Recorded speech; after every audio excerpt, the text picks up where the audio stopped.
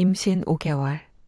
배가 불러오던 제 얼굴에 찬물을 끼얹고 무릎 꿇린 채 걸레질을 시키던 그 시어머니가 지금 이 순간 제 앞 VIP석에서 새하얗게 질린 얼굴로 앉아 계십니다. 오늘 저는 이 호텔의 회장으로 취임합니다. 무대 뒤 대기실. 저는 거울을 보며 깊게 숨을 들이쉽니다. 검은색 맞춤 정장 차림의 제 모습이 낯설기도 하고 또 한편으로는 너무도 익숙합니다. 이게 원래 제 모습이니까요. 밖에서는 500명이 넘는 하객들이 취임식을 기다리고 있습니다. 그 중에는 제 전 시어머니와 전 남편도 포함되어 있죠. 속으로 생각했습니다. 준비됐어. 이제 모든 걸 끝낼 시간이야. 비서실장이 노크를 합니다. 회장님, 5분 후 입장하시면 됩니다. 회장님, 이 호칭이 이제는 저를 가리킵니다. 하지만 2년 전만 해도 저는 그저 며느리, 애 엄마, 심지어 그것이라 불리던 사람이었습니다. 이야기는 2년 전으로 돌아갑니다. 평범함을 꿈꾼 재벌가 딸. 제 본명은 강서연입니다. 하늘호텔그룹 회장 강일중의 외동딸이죠. 하지만 결혼하면서 저는 이지우라는 이름을 썼습니다. 어머니 성을 따른 가명이었죠. 왜 숨겼냐고요? 26살. 저는 재벌가의 삶이 지겹고 숨막혔습니다. 모든 만남이 계산적이었고 제게 다가오는 사람들은 늘 제 뒤에 있는 호텔그룹을 먼저 봤습니다. 진짜 저를 사랑해주는 사람을 만나고 싶었어요. 그래서 아버지께 부탁드렸습니다. 아빠, 저 평범하게 살아보고 싶어요. 제 신분 숨기고 3년만 살아볼게요. 아버지는 한참을 망설이시다가 허락하셨습니다. 단 조건이 있었죠. 비상연락망은 항상 유지할 것. 위험한 상황에서는 즉시 돌아올 것. 그렇게 저는 이지우가 되었습니다. 작은 카페에서 아르바이트를 하며 원룸에서 혼자 살았죠. 처음으로 월급을 받아보고 처음으로 할인마트에서 장을 봤습니다. 그 모든 게 신기하고 행복했어요. 속으로 이게 진짜 삶이구나. 그러다 민준 씨를 만났습니다. 운명이라 믿었던 만남 박민준. 중견 건설회사에 다니는 평범한 회사원이었습니다. 카페에서 처음 본 그는 정말 다정했어요. 제가 무거운 박스를 나르는 걸 도와주면서 말을 걸었죠. 많이 무거워 보이는데 도와드릴까요? 그의 미소는 진심으로 느껴졌습니다. 계산이 없었어요. 제가 누군지 몰랐으니까요. 우리는 6개월간 연애했습니다. 그는 제가 부모님과 사이가 안 좋아 연락을 끊고 지낸다는 말을 믿어줬어요. 데이트 비용도 항상 반반 냈습니다. 제가 비싼 선물을 사주려 하면 그냥 마음만으로도 충분해라며 손살에 쳤죠. 속으로 생각했어요. 이 사람이다.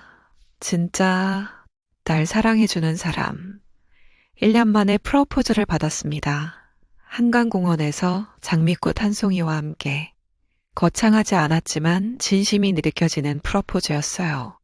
지우야, 나랑 평생 함께 해줄래? 저는 울면서 그렇다고 대답했습니다. 하지만 그때는 아직 몰랐습니다. 진짜 시험은 결혼 후에 시작된다는 걸. 결혼 전 시어머니를 처음 뵀을 때 묘한 느낌을 받았습니다. 지우 씨 부모님은 뭐 하시는 분들이에요? 연락을 끊고 지내서 아이고, 그럼 결혼식은 어떻게 해요? 혼주도 없이. 시어머니의 눈빛에서 실망이 읽혔습니다. 하지만 민준 씨가 어머니를 설득했죠. 엄마, 지우는 정말 좋은 사람이에요.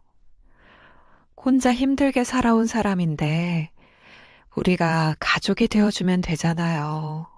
결혼은 조촐하게 했습니다. 제 측 하객은 단 3명. 아버지가 보내주신 비서님들이었어요. 그분들은 먼 친척으로 소개했죠. 신혼집은 시어머니 댁 근처 빌라였습니다. 전세금은 제가 마련했어요. 아버지께 받은 용돈을 모아둔 걸로. 그 사실도 아르바이트하며 모은 돈이라고 했습니다. 처음 석 달은 괜찮았어요. 시어머니는 일주일에 한 번씩 집에 오셨지만 그냥 반찬 몇 개 놓고 가시는 정도였으니까요. 균열은 제가 임신을 알렸을 때 시작됐습니다. 임신, 그리고 시작된 지옥 어머니. 저희 아기 생겼어요. 기쁜 마음으로 알린 임신 소식. 하지만 시어머니의 첫 반응은 의외였습니다. 벌써? 신혼집도 제대로 안 꾸며놨는데, 네! 요즘 애들은 너무 성급해. 경제적으로 준비를 하고 나와야지. 지우 씨 직장도 없잖아요. 민준 씨가 끼어들었습니다. 엄마, 제 월급으로 충분해요. 충분하긴. 넌 모르는 소리 하지 마. 애 키우는 게 얼마나 돈 드는데 속으로 내가 뭔가 잘못했나. 그날부터 시어머니의 방문이 잦아졌습니다. 일주일에 3번, 4번. 그러더니 아예 매일 오셨어요. 지우 씨, 집안 정리 왜 이렇게 했어요? 애 낳을 사람이 이래서 되겠어요. 지우 씨, 밥은 왜 이렇게 짜요? 임산부가 싱겁게 먹어야지. 지우 씨, 임신했다고 침대에만 누워있으면 안 돼요. 움직여야 순산해요. 모든 게 지적이었습니다. 제가 하는 모든 일이 틀렸다고 하셨어요. 입덧이 심해서 화장실에 있는데도 시어머니는 문 앞에서 소리쳤습니다. 입덧이 못해 수라고. 나도 다 겪었어. 그래도 집안일은 다 했어. 하지만 그건 시작에 불과했습니다. 임신 3개월째 시어머니는 아예 열쇠를 만들어 가셨습니다. 응급 상황 대비해서 내가 열쇠 하나 가지고 있을게. 그날부터 시어머니는 예고 없이 집에 들어오셨습니다. 아침 7시에, 때론 밤 10시에, 제가 씻고 있을 때도, 잠들어 있을 때도, 어머니, 미리 연락 주시면 뭘 그렇게 숨길 게 있어요? 며느리가 시어머니한테 민준 씨에게 말했습니다. 여보, 열쇠 좀 돌려받자. 너무 불편해. 지우야, 엄마가 널 걱정해서 그러시는 거야. 조금만 참아줘. 애 낳으면 나아질 거야. 속으로 생각했습니다. 왜 당신은 항상 엄마 편만 들어? 참았습니다. 사랑하는 사람의 부탁이니까요. 하지만 시어머니의 통제는 점점 심해졌습니다. 지우 씨, 친구들 만나지 마요. 임산부가 돌아다니면 안 돼요. 지우 씨, 핸드폰 좀 덜 봐요. 애한테 안 좋아요. 지우 씨, 그 옷은 왜 입어요? 임산부복 입어야지. 제 일상의 모든 것이 통제당했습니다. 제가 무엇을 먹고, 무엇을 입고, 누구를 만나는지까지. 시어머니는 저를 사람이 아닌 손자를 낳을 도구로 보시는 것 같았어요. 진짜 지옥은 임신 4개월째 시어머니의 친구분들이 집에 오셨습니다. 아이고, 이게 며느리? 생각보다 평범하네. 지우 씨 친정이 어디래요? 시어머니가 작은 목소리로 대답하셨어요. 친정이랑은 연 끊고 지낸대요. 형편이 어려워서. 어머, 그럼 완전 맨손으로 온 거네. 그분들의 눈빛에서 명백한 멸시가 느껴졌습니다. 요즘 애들은 사랑만 믿고 결혼하니까 이런다니까. 집안 좀 보고 해야지. 시어머니는 웃으며 차를 따랐습니다. 제 명예를 지켜주지 않으셨어요. 아니, 오히려 동조하고 계셨죠. 속으로 나는 그냥 없는 사람인가? 그날 저녁 민준 씨에게 울며 말했습니다. 여보, 나 오늘 너무 모욕당한 것 같아. 엄마 친구들이 원래 좀 그래. 신경 쓰지 마. 신경 쓰지 말라고? 나를 마치 거지 취급하는데 지호야, 과민 반응 아니야. 임신해서 예민한 거 아니야. 그 말에 할 말을 잃었습니다. 제 감정이 예민함으로 치부되는 순간이었어요. 그때 깨달았어야 했습니다. 이 결혼이 잘못됐다는 걸. 임신 5개월, 배가 제법 불러왔습니다. 입덧도 끝나고 몸 상태도 나아졌어요. 하지만 시어머니의 태도는 더 가혹해졌습니다. 지우 씨, 이제 좀 움직여야 해요. 임신했다고 방만 콕 박혀 있으면 애도 약해져요. 네, 알겠습니다. 집안일부터 제대로 해요. 먼지 좀 봐요, 먼지. 이래서 애가 알레르기 생기는 거예요. 그날 저는 청소를 했습니다. 바닥을 닦고 화장실을 청소하고 창문을 닦았어요. 배가 무거워서 자꾸 허리가 아팠지만 참았습니다. 하지만 시어머니의 눈엔 모든 게 불만이었어요. 이게 뭐예요? 구석구석 제대로 안 닦았잖아요. 죄송합니다. 다시 할게요. 다시는 무슨, 처음부터 제대로 하지. 그리고 그날이 왔습니다. 제 인생에서 가장 치욕스러운 날. 제대로 하라니까요. 시어머니가 소리를 지르셨습니다. 저는 거실 바닥을 걸레로 닦고 있었어요. 무릎을 꿇은 채로. 이게 청소예요? 이게. 시어머니는 제가 닦은 바닥을 발로 문질렀습니다. 그리고는 부엌으로 가시더니 무언가를 들고 오셨어요. 찬물이 담긴 대야였습니다. 제대로 하는 법 보여줄게. 그 순간 시어머니는 그 찬물을 제 얼굴에 그대로 끼얹었습니다. 차가운 물이 얼굴을, 머리를, 온몸을 적셨습니다. 임신복이 흠뻑 젖었고 물이 눈에 들어가 따가웠어요. 이제 다시 닦아요. 제대로 속으로 절규했습니다. 이게 사람이 할 짓인가. 손이 떨렸습니다. 온몸이 얼어붙는 것 같았어요. 하지만 더 무서운 건 제가 그 자리에서 일어나지 못했다는 겁니다. 저는 그냥 걸레질을 계속했습니다. 무릎을 꿇은 채로 젖은 몸으로 뱃속의 아이를 생각하며 이렇게 해야 바닥이 깨끗해지는 거예요. 알겠어요. 네, 목소리가 나오지 않았습니다. 그냥 고개만 끄덕였어요.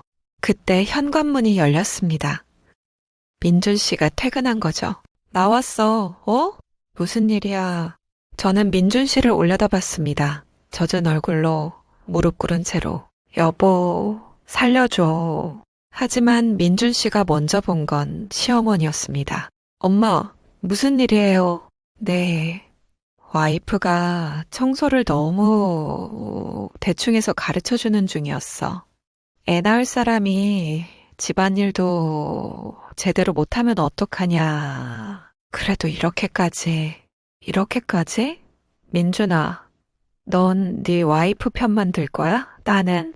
민준 씨는 제게 다가와 일으켜 세웠습니다. 하지만 그 다음 말에 제 마지막 희망이 꺾였어요. 지호야, 엄마 말씀도 일리가 있어. 조금만 더 신경 쓰면 안 될까? 당신도 어머님 편이구나. 그날 밤 저는 화장실에서 울었습니다. 목소리를 죽이며 소리 없이. 거울을 봤어요. 부은 눈, 축 늘어진 젖은 머리, 창백한 얼굴. 이게 정말 저인가 싶었습니다. 배를 쓰다듬었어요. 미안해. 엄마가 너를 지켜주지 못해서. 노크 소리가 들렸습니다. 지우야, 나야. 민준 씨였습니다. 들어와. 민준 씨가 들어왔습니다. 하지만 사과는 없었어요. 엄마가 좀 오버하신 건 인정해. 근데 지우야, 엄마 입장도 이해해줘. 엄마는 우리 걱정해서 그러시는 거야. 걱정? 저한테 찬물 끼얹는 게 걱정이야. 그건 엄마도 흥분하셨으니까. 민준 씨, 저는 남편의 눈을 똑바로 봤습니다. 당신은 지금 누구 편이에요? 아내, 어머니? 왜 편을 가르려고 해? 둘 다 내 가족인데. 가족이면 이렇게 해도 돼요? 임신한 사람한테. 지호야, 제발 좀 참아줘. 애 낳으면 다 나아질 거야. 조금만. 더 이상 들을 수가 없었습니다. 나가줄래요? 지호야, 나가달라고요. 민준 씨가 나갔습니다. 그리고 저는 다시 울었어요. 속으로 생각했습니다. 이 집에서 나는 정말 아무것도 아니구나. 하지만 더 큰 충격은 다음 날 있었습니다. 아침에 일어나니 거실에 시어머니가 앉아 계셨습니다. 또 열쇠로 들어오신 거죠. 갑자기 깍듯한 존댓말을 쓰는 시어머님이 더 어색하고 차갑게만 느껴졌어요. 지우 씨, 앉아요. 불길한 예감이 들었습니다. 어제 일로 내가 생각을 많이 해봤어요. 지우 씨는 이 집 며느리 자격이 없는 것 같아요. 심장이 멎는 줄 알았습니다. 네. 집안일도 제대로 못하고, 시어머니 말도 안 듣고, 남편한테 엄마 욕하게 만들고, 이래서 되겠어요. 저는 최선을 다했어요. 최선? 그게 최선이에요. 시어머니는 가방에서 서류 하나를 꺼냈습니다. 이혼 각서예요. 뭐라고요? 애는 낳고 나서 우리가 키울 거예요. 지우 씨는 양육권 포기하고 나가면 돼요. 위자료는 우리가 좀 줄게요. 이혼, 양육권 포기, 위자료. 그 단어들이 머릿속에서 맴돌았습니다. 민준 씨도 동의한 거예요. 우리 민준이는 내 말 잘 들어요. 내가 설득하면 돼요. 속으로 이게 현실인가? 그 순간 뭔가가 딱 끊어지는 소리가 들렸습니다. 참고 참았던 인내의 끈이. 싫어요. 뭐? 싫다고요. 저 이혼 안 해요. 제 아이도 포기 안 해요. 지금 나한테 대드는 거야. 네, 대들고 있어요. 저도 사람이에요. 더 이상은 못 참아요. 시어머니의 얼굴이 일그러졌습니다. 이 가난하고 천한 것이 감히. 가난하고 천하면 어때서요? 그게 뭐가 잘못인데요? 당장 짐 싸서 나가. 싫어요. 그 순간 시어머니가 제 팔을 잡았습니다. 그리고 현관문 쪽으로 끌기 시작했어요. 나가. 당장 나가란 말이야. 놓으세요. 임신부한테 이러시면 안 돼요. 문이 열렸습니다. 시어머니는 저를 밖으로 밀어냈어요.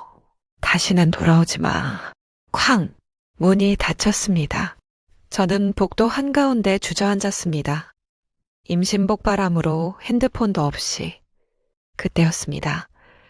제 안에서 무언가가 꿈틀거렸습니다. 복도에 앉아 한참을 울었습니다. 이웃분이 지나가다 걱정스런 눈으로 봤지만 어떻게 설명하겠어요. 1시간쯤 지났을까요? 저는 천천히 일어났습니다. 엘리베이터를 타고 1층으로 내려갔어요. 관리실에 부탁해 전화를 빌렸습니다. 누를 번호는 하나뿐이었죠. 여보세요? 저 서연이에요. 전화 너머에서 아버지의 놀란 목소리가 들렸습니다. 서연아, 무슨 일이야? 아빠, 나 데리러 와줘. 더 이상은 못 견디겠어. 지금 어디야? 바로 갈게. 주소를 알려드렸습니다.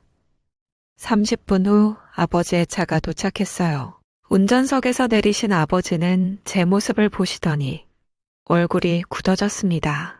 서연아, 누가 이렇게 만든 거야? 그 말에 또 눈물이 났어요. 아빠, 괜찮아. 이제 됐어. 아빠가 다 해결해 줄게. 아버지는 저를 꼭 안아주셨습니다. 2년 만에 느껴보는 가족의 품이었어요. 차 안에서 저는 그동안 있었던 일들을 다 말씀드렸습니다. 시어머니의 학대, 남편의 방조, 오늘 있었던 일까지. 아버지의 얼굴은 점점 굳어졌고 눈빛은 차갑게 식어갔습니다. 서연아, 이제 아빠를 믿어라. 그 사람들한테 대가를 치르게 해줄게. 아빠, 나는 그냥 네가 원하는 대로 해줄게. 이혼하고 싶으면 이혼하는 거고, 애 키우고 싶으면 양육권 다 가져오는 거고, 다 아빠가 해결해줄게. 속으로 생각했습니다. 이제 끝이구나. 그날 저녁 시댁에 한 통의 전화가 걸려왔습니다. 하늘호텔그룹 법무팀에서 박민준 씨 맞으십니까? 강서연 씨의 남편이신. 네? 강서연이요? 저희 와이프는 이지우인데요. 이지우는 가명입니다. 본명이 강서연이고 저희 회장님의 영애이십니다. 네, 지금부터 법률 대리를 시작하겠습니다. 먼저 이혼 소송과 양육권 관련 서류를 보내드리겠습니다. 또한 전화는 계속됐습니다. 폭행 혐의, 임산부 학대, 정신적 고통에 대한 손해배상 청구. 민준 씨는 핸드폰을 든 채 얼어붙었습니다. 시어머니가 옆에서 물었죠. 민준아, 무슨 전화야? 엄마, 지우가, 아니 서연이가. 서연이? 그게 누구야? 호텔 재벌 딸이래요. 시어머니의 얼굴에서 혈색이 싹 가셨습니다. 뭐라고? 다음날 집으로 공문서가 배달됐습니다. 고소장, 소송 서류, 그리고 하늘호텔그룹 법무팀의 공식 문서. 그제서야 두 사람은 알았습니다. 그들이 누구를 괴롭혀왔는지. 일주일 후 민준 씨의 회사에서 연락이 왔습니다. 박 대리, 잠깐 사장님이 찾으십니다. 사장실에 들어간 민준 씨에게 사장이 말했습니다. 박 대리, 자네 장인어른이 하늘호텔그룹 회장이라며. 아, 네. 그런데 저희 이혼 진행 중입니다. 그래? 그럼 더 문제네. 우리 회사가 하늘호텔그룹이랑 거래하는 거 알지? 그쪽에서 자네 때문에 거래 중단한다는데. 예, 미안하지만 사표 4개. 민준 씨는 그 자리에서 해고됐습니다. 시어머니는 더 심각했어요. 평소 자랑하던 친구 모임에서 퇴출당했거든요. 저희는 그런 사람이랑 못 어울려요. 임산부를 학대했다면서요? 며느리가 재벌가 딸인 줄도 모르고. 아니, 그게 아니라 소문 다 났어요. 어머님, 동네에서 못 사실걸요. 소문은 빠르게 퍼졌습니다. 시어머니가 재벌가 며느리를 괴롭혀 쫓아냈다고. 동네 사람들의 시선이 차갑게 식었어요. 마트에 가면 수군거렸고 성당에 가면 사람들이 피했습니다. 하지만 그건 시작일 뿐이었습니다. 한 달 후 민준 씨는 새 직장을 구하려 했지만 번번이 떨어졌습니다. 박민준 씨, 경력은 괜찮은데 죄송합니다. 왜요? 제가 뭘 잘못했나요? 저희도 하늘그룹이랑 거래가 있어서요. 위에서 자제해달라는 블랙리스트에 오른 겁니다. 공식적이진 않지만 업계에선 모두가 아는 사실. 2달이 지나자 생활이 어려워졌습니다. 저축은 바닥났고 카드값은 밀렸어요. 시어머니가 민준 씨에게 말했습니다. 민준아, 서연 씨한테 사과하는 게 어떨까? 엄마가 뭐라고 하셨는데 제가 어떻게 가요? 그래도 이러다간 우리 다 죽어. 하지만 자존심이 허락하지 않았죠. 그리고 3개월째 전셋집에서 쫓겨날 위기에 처했습니다. 집주인이 계약 연장을 거부한 겁니다. 죄송한데요. 이 동네에서 평판이 안 좋으시잖아요. 다른 세입자 구할게요. 그렇게 6개월이 흘렀습니다. 저는 그동안 아버지 회사에서 경영을 배우며 준비했어요. 아이도 건강하게 낳았습니다. 딸이었죠. 서아야, 엄마가 지켜줄게. 앞으로는 아무도 우릴 함부로 못해. 아버지는 건강 문제로 은퇴를 결정하셨습니다. 그리고 저를 후계자로 지명하셨어요. 서연아, 내가 이 회사를 이끌 차례다. 취임식 날짜가 잡혔습니다. 그리고 저는 특별한 결정을 했어요. 비서실장님, 이 2사람한테 VIP 초대장 보내주세요. 명단에는 박민준과 김영숙, 제 전 남편과 전 시어머니의 이름이 있었습니다. 회장님, 그분들을 초대하시는 이유가 마지막으로 보여줄 게 있어서요. 그들이 누구를 괴롭혔는지. 초대장을 받은 2사람은 당황했습니다. 엄마, 이게 뭐야? 왜 우리한테 초대장이 와? 모르겠어. 서연 씨가 회장이 된다고? 갈까? 가봐야지. 혹시 용서를 구할 기회가 있을지도 몰라. 그렇게 그들은 취임식에 오기로 했습니다.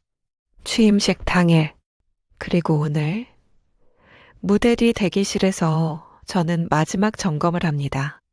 옷매무새, 헤어스타일, 취임사, VIP석에 앉은 시어머니와 민준 씨의 모습이 모니터에 보입니다. 2사람은 불안한 표정으로 주위를 둘러보고 있어요. 저 사람들 봐. 뭘 저렇게 불안해해. 재벌들 사이에 끼어 있으니 당연하지. 시어머니는 빌린 듯한 한복을 입고 계십니다.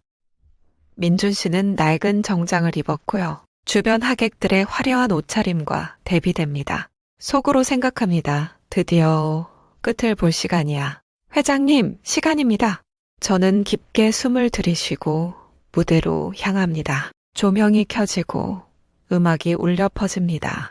하늘호텔그룹 제11대 회장 강서연 회장님을 모시겠습니다. 박수 소리가 터져 나옵니다. 500여 명의 하객이 일어섭니다. 저는 천천히 무대 중앙으로 걸어갑니다. 그리고 연단에 섭니다. VIP석에 시어머니와 민준 씨. 두 사람의 눈이 점점 커집니다. 저 사람이 서연이야, 지호. 마이크를 잡습니다. 안녕하십니까? 하늘호텔그룹 제11대 회장으로 취임하게 된 강서연입니다. 오늘 이 자리를 빌어 제 이야기를 하나 하려고 합니다. 홀이 조용해집니다. 2년 전 저는 평범한 삶을 살고 싶어 신분을 숨기고 결혼했습니다. 평범한 남자와 사랑에 빠졌고 행복할 줄 알았죠. 시어머니와 민준 씨의 얼굴이 새하얗게 변합니다. 하지만 현실은 달랐습니다. 시댁에서 저는 가난한 며느리로 취급받았습니다. 임신 중에도 집안일을 강요당했고 무릎 꿇고 걸레질을 해야 했습니다. 홀에서 웅성거림이 일어납니다. 심지어 임신 5개월, 찬물을 얼굴에 끼얹는 폭행까지 당했습니다. 그리고 쫓겨났죠. 카메라가 VIP석을 비춥니다. 시어머니와 민준 씨의 모습이 대형 스크린에 나타납니다. 그 가해자들이 오늘 이 자리에 와 있습니다. 시어머니가 자리에서 일어나려 합니다. 하지만 주변의 시선에 눌려 움직이지 못해요. 저는 오늘 말씀드립니다. 제가 누구인지 모르고 괴롭힌 그분들께. 당신들이 괴롭힌 사람은 가난한 며느리가 아니라 이 회사의 상속자였습니다. 완벽한 침묵이 흘렀습니다. 그리고 이제 제가 이 회사를 이끌어갈 것입니다. 존엄과 인권을 지키는 회사로 만들겠습니다. 누구도 신분이나 배경으로 차별받지 않는 곳으로. 박수가 터져 나옵니다. 기립박수입니다. 하지만 저는 VIP석만 바라봅니다. 박민준 씨, 김영숙 씨, 오늘이 우리의 마지막입니다. 법적으로 이미 남이지만 이 자리에서 다시 한번 말씀드립니다. 다시는 제 인생에 발을 들이지 마십시오. 시어머니가 무너집니다. 의자에 주저앉아 울기 시작해요. 민준 씨는 얼굴을 가리고 고개를 숙입니다. 저는 마이크를 내려놓고 무대를 내려갑니다. 취임식이 끝난 후 두 사람이 저를 찾아왔습니다. 서연 씨, 아니 회장님. 시어머니는 무릎을 꿇으려 했어요. 하지만 저는 말렸습니다. 일어나세요. 회장님, 정말 죄송합니다. 제가 정말 잘못했어요. 용서해 주세요. 민준 씨도 고개를 숙입니다. 서연아, 미안해.